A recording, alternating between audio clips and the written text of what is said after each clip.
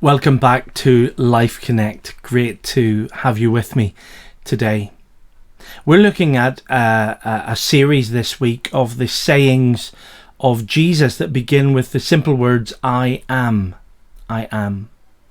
Jesus declares something remarkable about himself, and he invites us to explore what that means about him and what it means for me. Today we're thinking about the phrase, I am the light of the world. In John chapter 8, verse 12, Jesus says this. When Jesus spoke again to the people, he said, I am the light of the world. Whoever follows me will never walk in darkness, but will have the light of life. I am the light of the world. Just a little while later in the next chapter, in John chapter 9, Jesus meets a man who was born blind. And his friends, his followers, the disciples, ask Jesus as they point at this man sitting over at the side of the road. They say, Lord, this man who was born blind, clearly the man was probably quite well known to the people in and around Jerusalem. Jesus, this man who was born blind, was it his own sin that caused his blindness, or the sin of his parents? What an interesting question. I don't know if you remember a few years ago, Glenn Hoddle, the then England football manager, got in terrible trouble for talking about reincarnation and suggesting that people who have disabilities and different problems in this life may be suffering because of sins in a past life. That Hindu theology, that Hindu teaching is not found at all in the Bible. But as a result of saying such a thing, Glenn Hoddle lost his job. Now, Jesus is not being asked about reincarnation. The Bible teaches very clearly. In fact, in the book of Hebrews, it said, it is appointed unto us once to die, and after death the judgment. So judgment is very real, and the disciples were asking about this man. Is judgment on this man because of something he has done, which is strange given that he was born blind, or is it something his parents did? Jesus completely challenges their thinking. You and I are very quick, perhaps sometimes, to judge people and say, well, they got themselves into it, they can get themselves out of it. It's their own fault they've ended up in that situation. Now, sometimes we know that that is true. Sometimes people bring the problems upon themselves. And you may be suffering because of decisions and mistakes and sins that you have made in the past. But that's not always true. Sometimes it's just the way things are. Sometimes it's someone else's sin, someone else's mistake, someone else's problem, and the knock-on effect has damaged you hugely. So Jesus says, in answer to the question, was it this man's sin or his parents' sin? Jesus says, neither. In fact, in that context, he says, while I am with you, I am the light of the world. And he repeats his statement. And then he goes to the man, and through a wonderful miracle, he gives the man his sight back. But the way in which he gives him his sight back is quite remarkable. He doesn't simply hold his hands on the man's eyes and say, there you are, you can see. He makes mud. He spits on the ground. He makes mud with a mixture of spittle and dirt, and he rubs it on the man's eyes, and then he tells him to go to a pool, a little pool nearby in Jerusalem, wash the mud off. And when the man does it and obeys what Jesus commands, he can see. Now the man gets in even worse trouble because he can see.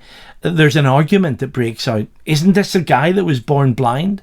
And he's pulled up by the religious leaders and he's grilled, he's quizzed, he's asked. In fact, he's asked, who made you see? Who healed you? Are you the guy who was sat there? And he says, yes, I am the guy. I'm the man who used to sit there begging because I was born blind. It's me. They ask him a question.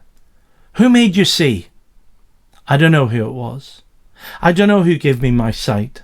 Remember, in the story, at this point, the man has not seen Jesus. Jesus put mud on his eyes, sent him off to wash. He washed, he could see, he came back, Jesus had gone. I don't know who gave me my sight back, he said. I don't know who he is. But this I do know. Once I was blind, but now I can see. He goes outside and bumps into a guy who he has never met before. He's never seen him before. The guy is Jesus. Do you believe in the Son of Man? Do you have faith in the one who God is going to send to save the world? Asks Jesus. Tell me who he is, asked the man. The one speaking to you. I am he. And the man falls down and he worships Jesus. He follows Jesus. He commits himself to Jesus. But it's that statement, once I was blind, but now I can see, that was taken up by John Newton, the writer of Amazing Grace. How sweet the sound that saved a wretch like me. I once was lost, but now I'm found. Was blind, but now I see. John Newton was an evil man, a slave trader. Tens of thousands of people were transported by him, the captain of a slave ship. He made his money off the backs of buying and selling African slaves. When he became a Christian, his life was completely transformed. In fact, he was a huge influence on William Wilberforce, the Christian who ultimately in Parliament led through his campaigning to the bill which banned slave trading in the British Empire. John Newton wrote those words, I was blind, but now I see. You see, when you get to know Jesus, it's as though someone has switched the lights on. Once I was blind, but now I can see. And Jesus wants to bring light into the darkness in your life. He wants to bring light into your world. And you know, when Jesus comes into your life, you will begin to see everything differently. It's as though you've never seen the world before. You see it with new eyes. You see God at work in ways that you would never believed possible. You see God's handiwork in circumstances and words. And Jesus is the light of the world.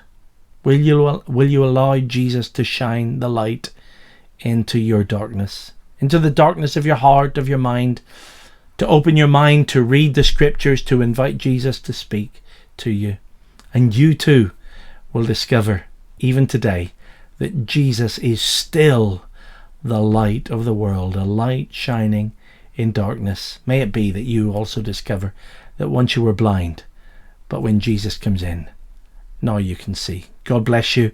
Take care. Have a good day. See you tomorrow. Bye bye.